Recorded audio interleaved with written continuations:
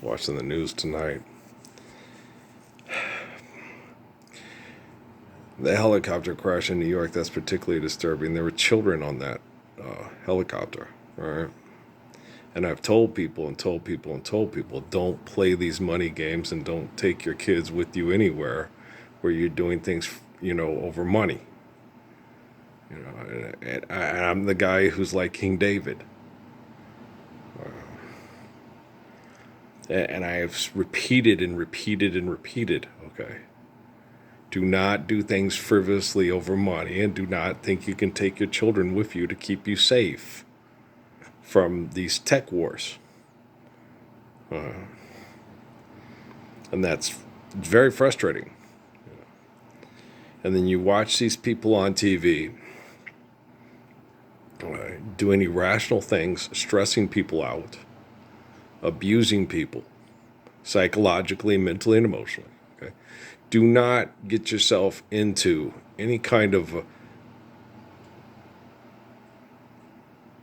economic delusions of success. Okay.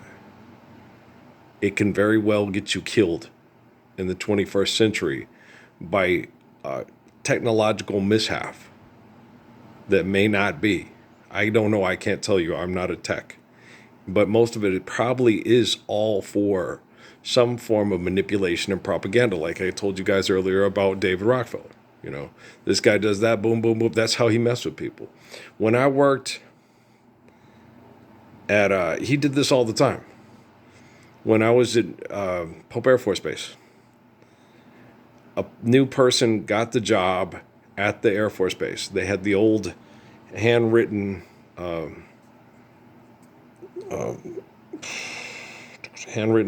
receipt thing. It was they didn't have a new technological thing, so they couldn't have traced where they put it in the wrong account. Okay. A kid was being trained, put like a master sergeant's money in my account. It was over $3,000 some odd dollars. I thought Chief must have put it in there to help me out. Right. So I just kind of just sat there for a day or so. But then I went in to investigate, and I said, guys, there's like $3,500 in my account. It ended up in my account and it's not mine. Okay. And they went and looked, and they found that they looked at the my parts thing, and then they looked at the thing. It's okay. Here's where that person's money went. Okay. They didn't know. Okay. It was just that I was in there, and then the other person was right behind me. Okay. So I gave that back and stuff. And then when Miriam was trying to get money together for her grandmother to come and visit from Cuba, but the Cuban government kept asking for more money for her to come and visit. She was getting older and passing away, and wanted to come and see her kids and her grandkids before she passed away. But the government in Cuba kept asking for more money. And they got to the last part, and Miriam was complaining, my brother can do this. I was like, Miriam, he's trying the best he can. I think they took almost all your money. So they needed another $500. And I said, well, this just happened at the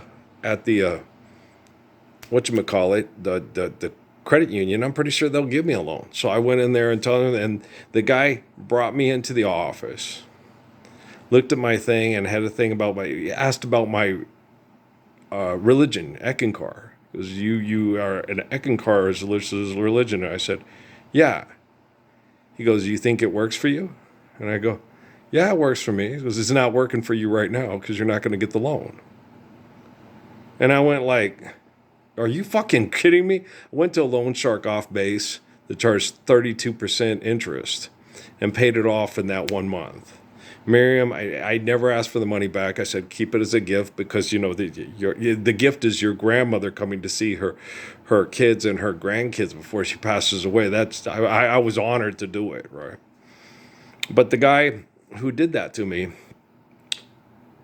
was fired for unfair loan practices the next week. Okay, he sat there and looked me in the face. You think your religion works for you? It's not working for you now. And then after that, he lost his job, and I'm sure he made a lot more money and had a lot more debt than me, like that Ham Guy movie on TV, right? It's out now. And then I worked at a school with this guy, Jeff, who was quote Christian at a Christian daycare, and they wanted me to teach the Bible to the kids, and the kids didn't sign up for Christian daycare, and a lot of the kids protested. And I said, if you don't want to participate, you don't have to participate. So I had a class of 20 kids, but only 3 kids came to participate with the Bible study. And all the parents came into the room and said, thank you for not forcing the Bible study on our kids and giving us an option. Jeff comes into the classroom at the end of the week and fires me and says, all the parents are complaining because you're not teaching the Bible study right.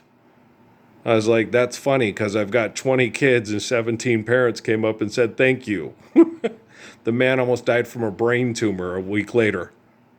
Okay. When Rockefeller wants to freak people out with the way they dealt with me and make me look like I'm a Damien and Jesus and David Rockefeller's Manchurian Jesus, he did it, and he did it quite effectively. Okay. Those kind of sleight of hand and manipulation to fuck with people's heads, to keep them fighting and paranoid and schizophrenic and irrational, and advertising and selling Neutrogena and selling Verizon and selling all this bullshit on TV is still happening because, like we said earlier, 2 hypocrites are fighting over money. Which one's the bigger asshole or bastard? Tell me, all you heathens, right? And that's horrible, They had the news tonight, a kid's, cancer recovery in El Paso. And everybody's getting together and doing things to help, with it. You're not fighting cancer. You're getting money together to try to help people feel better because they're adapting to their radiation treatment, giving them mental placebos. Okay? You're not stopping the cancer. You're not healing and curing the cancer. You're adapting people to a cancerous situation. They're going to have to alleviate that kind of situation because of the Paris summits, and they have to have a smaller carbon print. So less kids are going to come down with cancer. Okay. And if they're poor, you coach them through it. If they're rich, don't take your kids on a helicopter tour. Okay? I know how these fuckers work. They're vicious, they're mean, they're psychotic, and they're very manipulative. And if you look at what they do, it's not hard to understand how fucked it is, how stupid it is, and why it should stop today. Okay. Don't look at David Muir. He's just going to sit there and read a script to get his fashion model ass paid. He's an asshole. Okay. If you can't get up on the news and say, fuck it, I'm going to interrupt this message, and I talked the rest of the guys here on the set to do it. Hey, we're all going to stand up for the Lord's Prayer today and recognize the Messiah in New Mexico. Because we're sick of watching children be irradiated with radiation to adapt to a disgusting environment. We're sick of getting a paycheck and wearing designer clothes and acting like hoes in front of people. I want, how other people I talk to, that's the day that you on your social media said, I want to stand up for the Lord's Prayer. So your kids can go back and look and say, this is the day that my family claimed back their humanity. You're just a flightless bird. He's a dreamer, Frank. It's a fucking TV commercial for people that try to get you to think that money is real and can protect you from other people that will kill you over money. Damn it, Jim, I'm a doctor, not a lawyer, right? Okay, so grow up real fast. How many more people, rich and poor, have to be murdered before you stand up publicly for the Lord's Prayer? Huh? How many? Nida mía, no quiero saber. I love you very much. Stand up. Okay? Be worthy of the love of a faithful person. It's all you have to do is get up and be faithful yourself. It's absolutely perfect. And if you don't think your children deserve it, if you don't think your family deserves it, then that's what you think you deserve. And that's horrible. I love you, but I can't get you to love me back the way I love you. Hopefully you'll do it yourself. All right, peace.